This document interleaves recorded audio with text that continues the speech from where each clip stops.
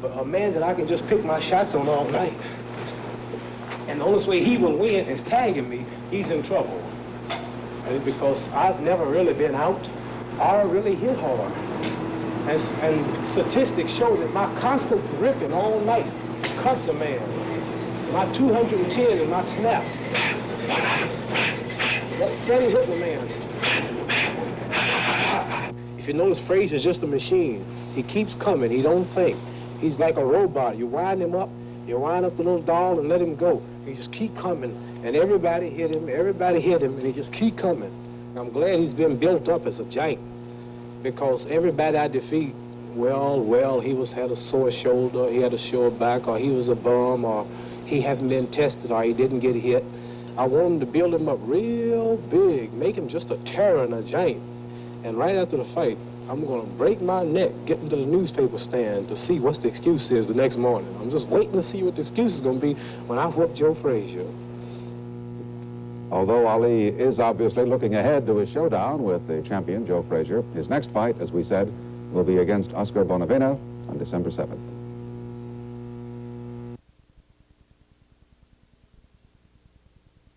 To the former royalty. Contracts were signed today for a heavyweight championship fight between Muhammad Ali and Joe Frazier, a match at Madison Square Garden in New York on March 8th. The contracts guarantee Ali and Frazier $2.5 million each. Tickets, closed-circuit television, and other receipts are expected to make the match worth between $7 and $10 million, the richest event yet in sports. ABC's Ron Milligan was there. The indomitable Muhammad Ali has very definitely come back. Ali burst onto the scene in full speech as he and official title holder Joe Frazier sat down for the sign-up. The polemics began. If Joe Frazier whoops me, I'm getting on my hands and my knees. Crawl across the ring, look up to you, say you're the champion. Well, I tell you what, you might not be able to crawl. I tell you what I'll do. I'm trying to get you on the spot if you think you're so good. No good. Hold the spot. You coward. Okay. And then I'm gonna crawl back. I'm gonna crawl back on 4 feet, and then I'm gonna tell and walk out of the ring and say you bet. Now, when I whoop you, the thing about it, see, you might not be able to crawl. So I gotta you won't be you. No, you can't wait, man. You gotta put a man laying out. You don't see a man lay out. Listen to me, boy. When you whoop me, all you guys have to when I whoop you, are you gonna crawl? I'll crawl over that. Right? He said he's gonna crawl. Right? He's gonna be able to move. Okay, Ali clearly had shown he wants 2 titles. One, the heavyweight boxing crown. The other, the world championship in before-the-fight repartee. This is Ron Milligan, ABC News, New York. The New York Times' Arthur Daly noted today that if the fight goes the full 15 rounds, each fighter will have earned $45,000 a minute, which is roughly in line with presidential guidelines on anti-inflation policy. Howard will be back with tonight's comment. How long will ye break me in pieces with words? Heavyweight champion Joe Frazier and deposed titleist Muhammad Ali, both undefeated, signed in New York today to fight in Madison Square Garden next March 8th. Each was guaranteed exactly $2.5 million, by far a record payoff to any athlete for a single sports event. So it's not surprising that both men immediately started drumming up publicity for the fight, each continuously interrupting the other with dire threats at the signing ceremonies, and conversationally, it looked like a draw. The Federal Trade Commission to kill all the animals and all the people at My Lai. David? The Pentagon issued a draft call for 17,000 men in February, the same as this month. Curtis Tarr, the draft director, said the lottery number reached in 1971 may be about the same as in 70, which is to say 195. Some time ago, he told a congressional committee that numerous colleges, including some of our most famous, fail or refuse to cooperate with local draft boards. Some refuse to answer any questions at all. In others, when a student leaves college, it simply refuses to tell his draft board. The Pentagon hopes to have an all-volunteer Army by 1973. Senator Stennis, the chairman of the Armed Services Committee, will have something to say about that, and he doesn't like the idea. You've heard a lot about the so-called volunteer army. It's my considered judgment, I've been considering this now nearly a year. Somebody just had a dream. Just had a dream. Without the draft, a significant element of our combat forces will become ineffective. I'm afraid that we're going to preach this no-draft army to the American people so much and so strong that it's going to get them in a mood and make it impossible to pass a meaningful Selective Service Act, which must be passed by July 1, 1971. I'm still open to any facts or any proof that may be brought along. But unless I drastically change my mind, I think it's my duty to be frank about it and make a fight to pass a meaningful Selective Service Act to run for at least 3 or 4 years and get this shooting over if we can, and then consideration can be given to a so-called volunteer army. Raise your right hands and repeat after me. I state your full name. I, Gilberto Perez, Do hereby acknowledge do hereby acknowledge you have voluntarily enlisted An all-volunteer army may be a long way away, but enlistments are up nationally, especially in recent years. In the Chicago area alone, the Army reported that during the first half of 1970, about 1/4 of those taken into the Army were volunteers. But by the last 3 months of the year, volunteers made up more than half of them. military justice. So help me God. So help me God. Much of this is attributed to the so-called new Army image found in many overseas bases and in a few stateside ones like Fort Carson. There's been a lot of publicity about it, doing away with reveille, with KP and inspections, and apparently this is luring recruits. It has to, because recruiting sergeants can't use this yet because there's no assurance a recruit will wind up at such a base. Not yet, I'll tell you where to go. First of all, Melvin, I'd like to discuss a few of the benefits in the Army. Do you know about any of our benefits from the Army service? The new Army practices are by no means universal. Already there are congressmen on armed services committees complaining about the Army turning into a country club. Yet the changes made have obviously paid off in enlistments, and recruiters expect this year to be even better. Fred Briggs, NBC News, Chicago. We'll pay you $175 a month while you're... The Supreme Court ruled today that and Gerald Smith of Chicago. As boxing fans know, Muhammad Ali and Joe Frazier tangle at Madison Square Garden on March 8th in their classic battle for the heavyweight championship. And as boxing fans, including ABC's Ron Milligan, also know, it's going to be the long-awaited moment of truth for the character once known as Cassius Clay. If Joe Frazier whoops me, I'm getting on my hands and my knees. I crawl across the ring, look up to you, say, you're the champion. Well, I tell you what, you might don't be This was the scene a few weeks ago in a New York restaurant when Muhammad Ali and Joe Frazier signed the contract for their fight. Ali is a showman. Ask him a question, point a camera at him, and he's on stage. He's the greatest put-on of all time. The only time he gets serious is in this dingy gym in a corner of Miami Beach. This is where he's trained for his last 2 fights, and it's where he's now training for Frazier. For the past 3 years, Ali has toured the nation's colleges. His last speech, before going into serious training, was at Patterson State College in New Jersey, and he went right into his put-on act again. What's going to happen if you fight Joe Frazier? And this is all I get everywhere I go. So I wrote a poem. They moved me to write a poem on what would happen and the exact outcome of the Ali-Frazier fight. And here's how the fight would sound over your radio. Ding! Ali comes out to meet Frazier, but Frazier starts to retreat. If Frazier goes back an inch farther, he'll wind up in a ringside seat. Ali swings to the left. Ali swings to the right. Look at the kid carry the fight.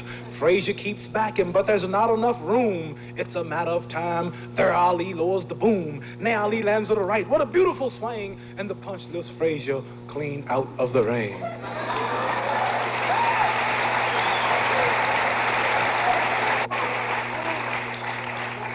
Frazier's still rising, but the referee wears a frown, for he can't start counting till Frazier comes down.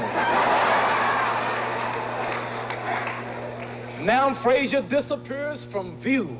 The crowd is getting frantic, but our radar stations have picked him up. He's somewhere over the Atlantic. Who would have thought when they came to the fight that they witnessed the launching of a colored satellite? Ali loves the role he plays. Super champion, the coolest, the clown. But the Frazier fight will be the roughest of his career. And when the bell rings and Frazier comes roaring at him, it will be time to put up instead of put on. This is Ron Milligan, ABC News, reporting. I'll be back. Marijuana remains as illegal as ever. The big build-up continues for the March the 8th heavyweight title fight between Joe Frazier and Muhammad Ali. There's nothing new about Ali's pre-fight poetry, but now Frazier has some poetry of his own, set to the tune of that $2.5 million each fighter is guaranteed. $2 million, change.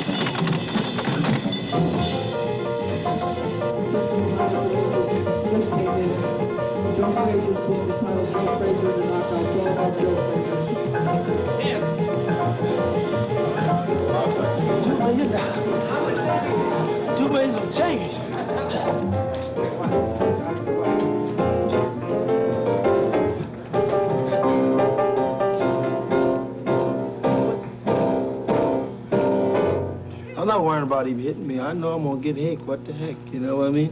I've been hit many times before. You know? What kind of pressure you gonna put on him? The kind I'm gonna put on him every time he breathes. He gonna breathe right down on me, cause I'll be in his nose hole.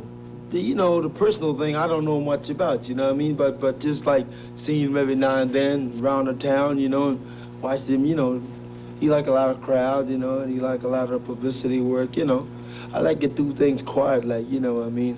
I like to do things my way.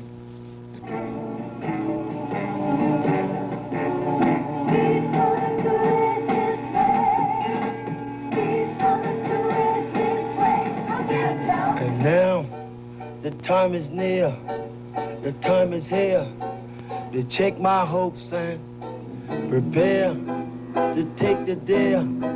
It's time to climb right through them ropes and to face a man who has a plan and states that plan, not in a shy way. Well, that's his right, but come to fight, I'll fight him my way. For what is a man? For what has he got? If not himself, not such a lot. He got to be one tempo steel. He got to stand, Lord, never kneel. The records show I took the blows and did it my way.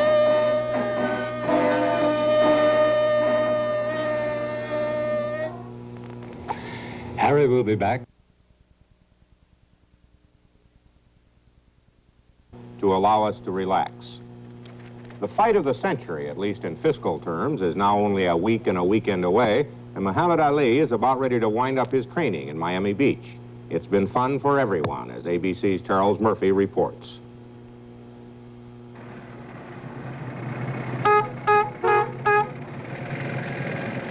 The biggest tourist attraction of the season on Miami Beach is Muhammad Ali driving a replica 1901 Oldsmobile down Washington Street. He tools merrily along lines of tourists to the dingy 5th Street gym where he trains. There, his mood changes. Ali growls and grimaces as he punches an imaginary Joe Frazier. But this is a tourist attraction, too, and one of the most entertaining on the beach. Tourists throng the gym at $1 a head until the board flooring sags. Ali never misses an opportunity to amuse them. All this talk about Joe Frazier. Well, I'm glad we can stop all the talking and all the writing and all the predicting. We can finally see now who is the champ and who is the tramp. Right. With himself around, Ali does not need really a public relations man. He is one of the greatest. The secret of Muhammad Ali, all right here. 5 minutes before I walk in the ring, and I will open this and reveal the exact outcome of what will happen to Joe Frazier. Some reporter made the mistake of asking Ali if he boasted merely to reassure himself. You're a newscaster, and I'm prettier than you, and you tell me nothing about Joe Frazier. I don't get hit. You just tell all of your fans and all of the Joe Frazier fans to be there at the theaters if they can't get there live, because I will have the prediction. I'll show you what I think about this new champion. You've been talking about how great Joe Frazier is. This is you all's talk about he's the champion, trying to brainwash the public. You don't brainwash Muhammad Ali. I am the brainwasher. Whether he's trying to psych himself may be irrelevant. He has again out-psyched reporters. Now he doesn't have to answer 200 questions a day about who is going to win or when he's going to win. So Muhammad Ali, who is a great boxer and a great showman, is also a great psychologist, as is proved once more. Charles Murphy, ABC News, Miami Beach. Howard K. Smith.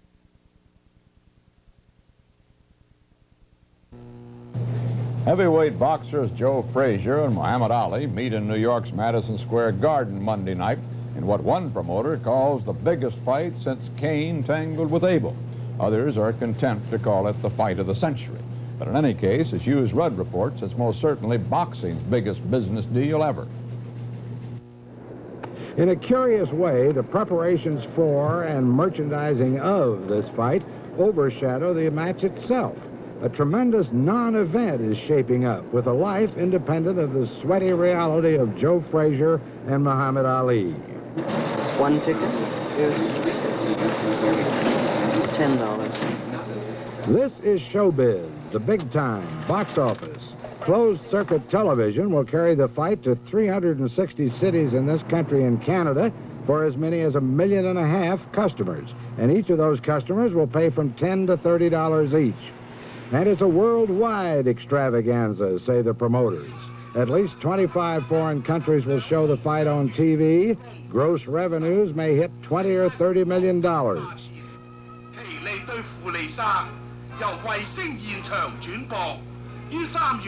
Breathtaking Hollywood-sized prospects in the usually shabby world of boxing, and ultimately all due to one man who isn't a boxer at all. A Canadian millionaire named Jack Kent Cooke, who put up $4.5 of the $5 million the two boxers are guaranteed. I would hope that Fight of the Champions, which is the name of the joint venture that I control, would take home perhaps 50 cents a seat,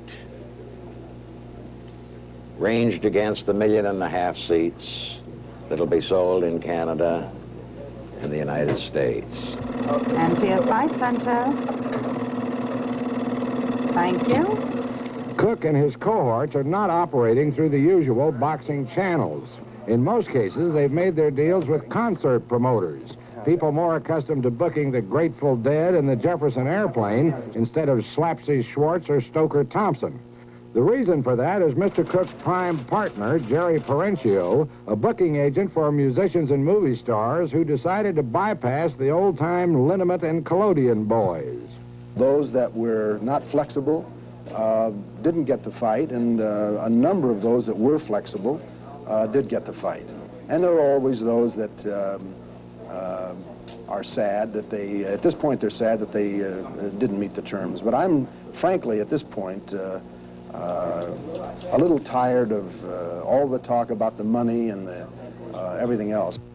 A lot of fight promoters are not tired of all this talk about money, mainly because they're not getting any of it. Eileen Eaton is a fight promoter in Los Angeles, but she's not promoting this fight. They're demanding like 60 to 65% cash of a potential gate in advance before they will allow someone to have an outlet. And that means if someone is in the Midwest right now, or a little further east where they're completely closed in by snowstorms, and they've just got to lose everything they've got. But even for those who signed with Parencio, it's not all as simple as setting up a one-nighter for Glenn Campbell. These people are from an outfit called Concerts West, owned in part by Danny Kaye. Concerts West paid $1 million for the rights to show the fight in 8 western states and part of Canada. Tickets to the TV shows are selling, but prices are high and sales have not yet been as colossal as the promoters expected. We've gone into some small communities like in Texas or smaller towns in Canada and smaller towns in various states, Arizona, Oklahoma, and Utah. They never heard of a $10, $12, $15 price. In some cases, we might just as well have hung up a smallpox sign. They just stayed away. But in the larger communities, it's going great. Parencio and partners say they can't lose any money at this point because they're already guaranteed the nut, as they say in showbiz, and that's apparently true. The only question is, how much profit will they make? The deals they made with the promoters put them over the top, and such goodies as a documentary for later theatrical release are still hanging, along with the boxers' trunks. Both pairs of short pants belong to the promoters, as do the boxing shoes, and Parencio has said only half jokingly that he's prepared to auction them off as souvenirs. Muhammad Ali usually makes a confident, rhymed prediction for free ahead of his bouts, but this time even that will cost the fans money. Might go 1 round, might go 5, might go 6. I really can't say. Not here, but I know what's going to happen, and I will tell you 5 minutes before the fight over closed-circuit television. In the old days, fight promoters didn't always rely simply on the gate receipts to make a profit. Some of them sometimes fixed a fight in advance to make dead certain they didn't come out on the short end. But today's promoters are a different breed, of course. They know that you don't have to fix the fight in advance, you just have to fix the profits in advance. And that these promoters have certainly done. No matter who loses in the ring, they win at the bank. Hughes Rudd, CBS News, New York. And that's the way it is. Friday, March 5th, 1971. This is Walter Cronkite, CBS News. Good night.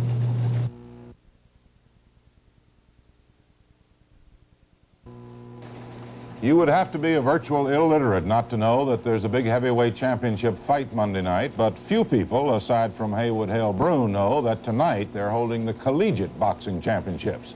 Few people know that there is collegiate boxing, and Mr. Broun had to go to Chico, California to find some of the last practitioners of a dying sport.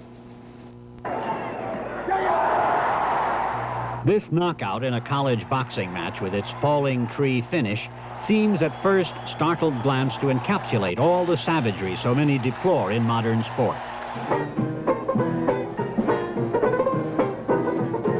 Still within minutes of the pole-axing punch, the jolly strains of the banjo usher the gladiators to pizza and pitchers of beer.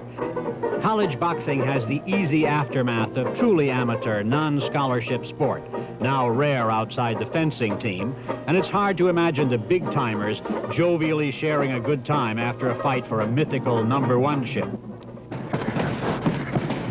These members of a boxing class at Chico State College work on the fine points which last year made the school's boxing team national collegiate champions.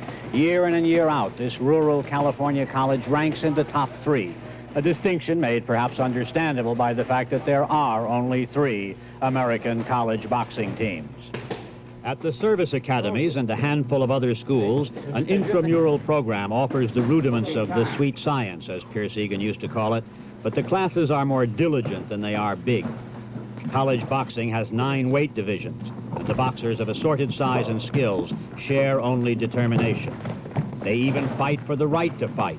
And here Ken Hallen in the high sneakers, a former varsity 180-pounder, fights Billy Myers, shorter and heavier set, for a chance to get banged around in the Friday night matches against the other conference members, the Universities of California and Nevada at Reno. Coach Willie Simmons broods neutrally. A flow of what fight announcers used daintily to call claret enlivens the closing moments of the regulation 3 two-minute rounds, after which the squad, with a control over its own destinies which would stun the regimented ranks of college football players, votes on the outcome. We got 2 for Hallen, 1 for Myers, and about 17 draws. Did you say right in the heat of what just happened that you enjoyed it, that it was fun? Yes, it is. The whole thing is fun. Teaches a person a lot of things about life. Would you say that it's tougher than football, Kent? It's a different kind of a sport. I feel like I enjoy it more. I enjoy practice. I enjoy coming to practice. I enjoy the bouts. Getting ready for a match with Cal, the Chico boxers stab the air with the nervous flash of beleaguered fireflies and watch the bandaging of their knuckles with the gloomy knowledge that other knuckles are being bandaged across the hall. Coach Simmons, who spent many a jumpy afternoon in his long amateur career, understands the mixture of high heart and hiccups. It's not fun in the sense that you box Friday night at 8 o'clock, and from 2 o'clock on, you don't feel too good. You know, nothing tastes any good, and you're not afraid of winning, and you're not afraid of losing. You're afraid of looking bad.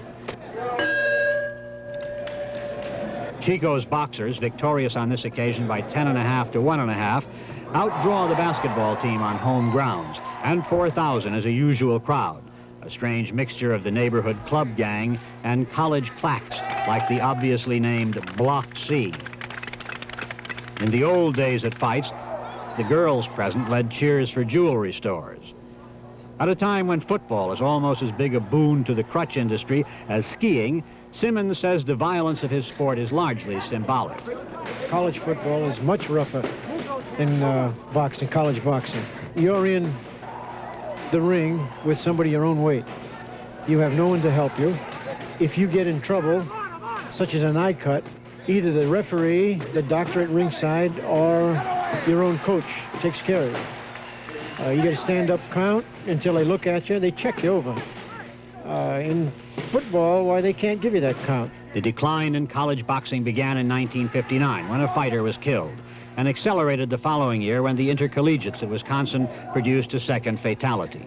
From 150 schools taking part in college boxing, the number melted to 19 in 2 years and then to 3. Stricter eligibility rules now keep out of college boxing anyone with appreciable experience in the tough competition of the Golden Glove and other amateur rings. And Simmons has no wish to find another Chuck Davey, Billy Seuss, or Pete Rademacher, to name some collegians who went on to pro fame. Move those hands, move them, move them! Some of my kids go out, and I know they're not going to win unless a miracle occurs. But what I'm after is that they'll hold their hands up, they'll take care of themselves, they won't be routed so badly that I have to stop it, and they get a sense in themselves of confidence. Once they get this confidence, they become a better teacher, better salesman, better anything in life. As college sports grew increasingly more hard-bitten and the crash of combat threatened to drown out the warm sound of cheers, it was perhaps inevitable that a sport be chosen as a hostage to conscience, and boxing, longer on bloody noses than broken bones, was elected. This is Haywood Hale Brune in Chico, California. After a long hassle with the promoters of the Muhammad Ali-Joe Frazier heavyweight championship fight, the Armed Forces Network today got clearance to broadcast the fight to U.S. servicemen stationed around the world.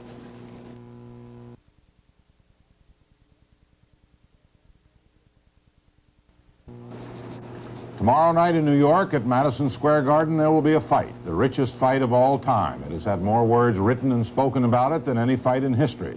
It is, in case you just woke up from a coma, the heavyweight championship fight between the incumbent Joe Frazier and the man who lost the title in the courts, Muhammad Ali. A report now on the careers that are about to converge from Haywood Hale Brune. It is hard to remember the laughing, light-footed, light-hearted Cassius Clay of 1960, a hero of that year's Olympics and apparently on his way to distinction and acceptance. Joe Frazier, a gold medal winner 4 years later, seemed to the observing establishment perhaps a sounder model for a boxing immortal, devoted as he was to the ideals of hard work, and showing, as he did in this fight with Chuck Leslie, a keen pleasure in that work. Right, well, I get a kick out seeing a man crumble to his knees more than anything, you know. Clay's laughter somewhere turned